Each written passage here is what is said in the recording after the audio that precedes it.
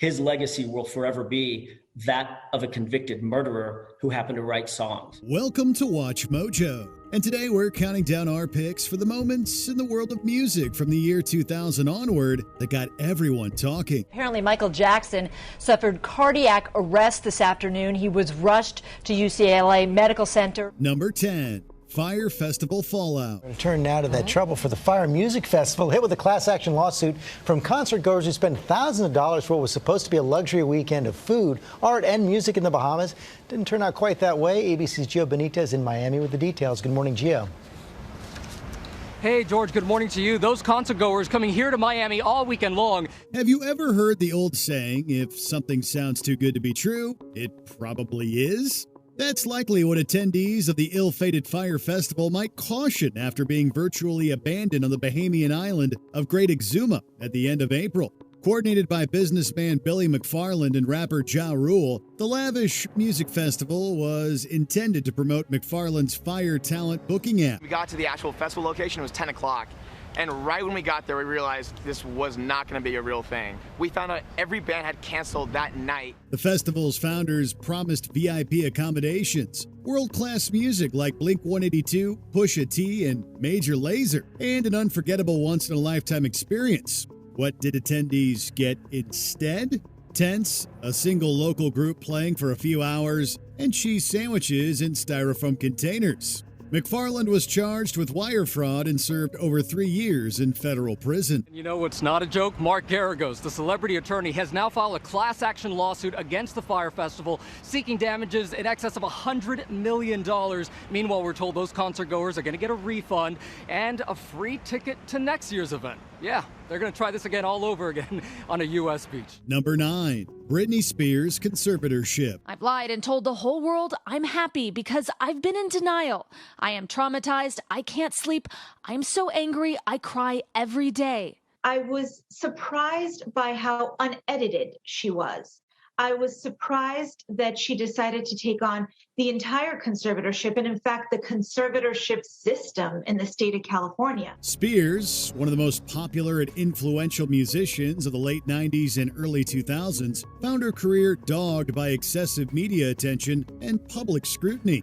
The singer suffered from a mental health crisis in the mid-2000s, which was, rather predictably, widely publicized. He loved the control to hurt his own daughter. 100,000% he loved it. Through his attorney, Jamie Spears says he's sorry to see his daughter suffering and in so much pain, adding that he loves and misses her very much. When Spears was put on involuntary psychiatric hold in 2008, as a result, her father Jamie had her placed in what was supposed to be a temporary conservatorship. As music fans know all too well, the conservatorship stretched on until 2021, following 2 years of tireless activism and advocacy by Britney's supporters. Now to another case making national news for months now, and a late headline today involving Britney Spears and her fight to control her own money, her own earnings. A judge late today ending the nearly 14-year-long conservatorship, giving her control over her life and her fortune. Number 8. Astroworld Festival tragedy. I just remember just like trying to see if anyone would look to get out, to help me get out, and everyone was like doing their best to get out from the circle, but eventually everyone just fell on top of my body. Founded by rapper and Houston native Travis Scott in 2018, the Astroworld Festival was intended to evoke feelings of nostalgia, freedom, and fun. Even built near the site of the defunct Six Flags Astroworld location. Canceled in 2020 as a result of the COVID-19 pandemic, Astroworld returned in 2021, but it would hardly be a heroic homecoming. Instead, its 2021 edition spiraled into a logistical nightmare, with fans surging the event's barricades and thus overwhelming the festival's intended capacity. I'm honestly just devastated, and I could never imagine anything like this just happening. I'm gonna do everything I can to keep you guys updated and just keep you guys informed on what's going on. I love you all. Almost as soon as Scott began performing, a deadly crowd crush ensued, causing 10 deaths and 25 hospitalizations. Although a grand jury declined to criminally charge the rapper, Any future editions of the festival were quickly scuttled. My stand is that we forgive those people that did this thing. We also want to help them accountable to do something good about it, to make some changes. Number 7, Miley, Cyrus, and Robin Thicke at the VMAs.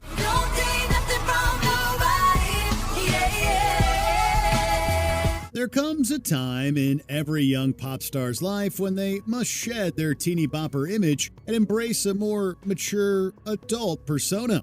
The former Hannah Montana herself clearly took this challenge seriously, using the 2013 MTV Video Music Awards as a springboard for her ambitious new era. What ensued was something the Disney Channel would surely take issue with.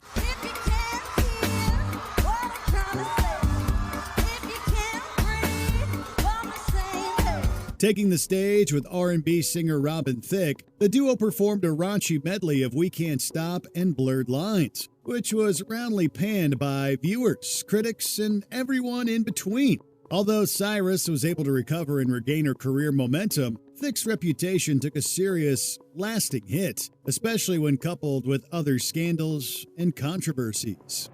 Number 6, Chris Brown attacks Rihanna. I never, ever had problems with anger, no domestic violence with any of my past girlfriends. I never was that kind of person. I look at it and it's really like, how could I be that person? R&B singer Chris Brown had what was arguably the most promising career of any young musician in the mid-2000s. A highly talented singer and dancer, Brown's track to a bright future in the music industry came to a screeching halt on February 8, 2009. For context, Brown was dating fellow singer Rihanna, and the two constituted a notable power couple. I am strong. This happened to me. I didn't cause this.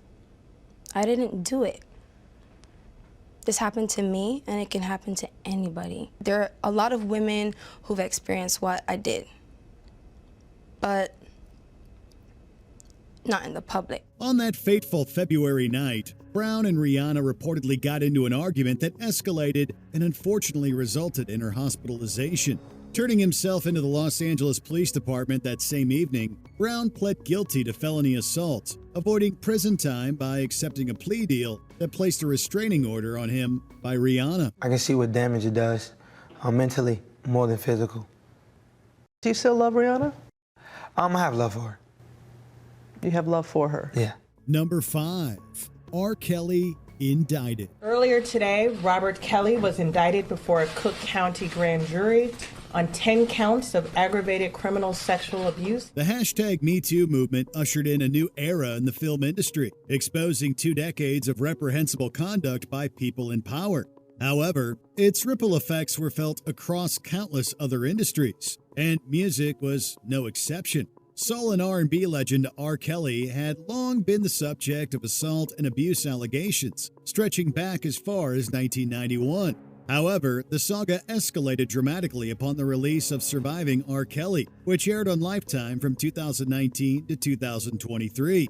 The docuseries' heinous revelations finally blew Kelly's case wide open, attracting widespread attention and calls for Kelly to face justice for his actions.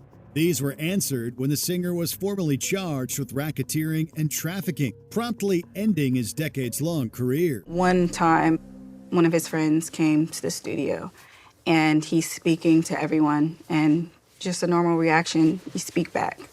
Rob would get upset and say, you're not supposed to speak to them. You don't speak to anybody. You just look straight forward. If they speak to you, you don't say anything. Number 4, Kanye West interrupts Taylor Swift. Yo, Taylor. I'm really happy for you. I'm gonna let you finish.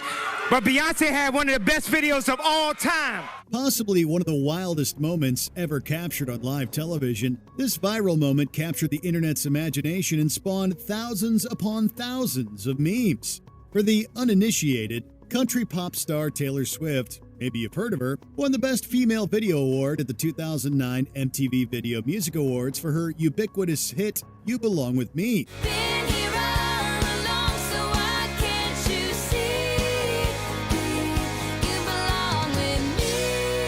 Before anyone knew what was happening, eternal provocateur West bum-rushed the stage and cut Swift's speech short. The rapper expressed his outrage that Beyoncé's Single Ladies video hadn't won the award. The ensuing public backlash was so intense that West was forced to apologize for it multiple times, which makes sense considering President Barack Obama's reaction. The young lady seems like a perfectly nice person. She's getting her award. What's he doing? Why would he do that? He's a jackass. No, all this stuff. That's what King said. I'm assuming all this stuff. Where's the pool? Come on, guys. Cut the president some slack. Number 3, Phil Spector takes Lana Clarkson's life. The jury in the above entitled action find the defendant, Philip Spector, guilty of the crime of second-degree murder of Lana Clarkson. Even if you don't know the name Phil Spector offhand, chances are you're familiar with the venerated record producer's output. Spector was famous for his wall of sound technique, which added orchestral pomp and bombast to pop and rock records, including those by the Ronettes, Ike and Tina Turner, and a little group called the Beatles. Let it be, let it be, let it be, let it be. The music legend's long and respected career crashed and burned following the revelation that he was responsible for shooting actress Lana Clarkson at his mansion. Spector was eventually found guilty of second-degree murder and sentenced to 19 years to life, eventually dying in 2021 of complications related to COVID-19. Following Spector's death, Lana Clarkson's family wrote that she was a warm, compassionate, kind-loving woman who would be 58 years old now. Number 2, Janet Jackson and Justin Timberlake at the Super Bowl.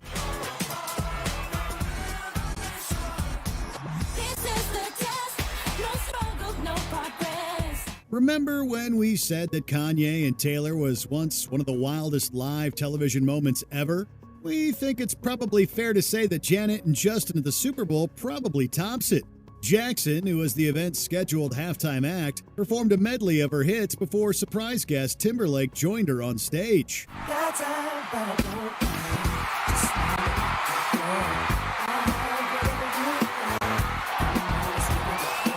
In a move that shocked everyone, but probably Jackson herself most of all, a botched move by Timberlake revealed Jackson's right breast to the audience. The resulting media frenzy found Jackson inexplicably punished and blacklisted by the music industry, while Timberlake got off scot-free, at least at the time.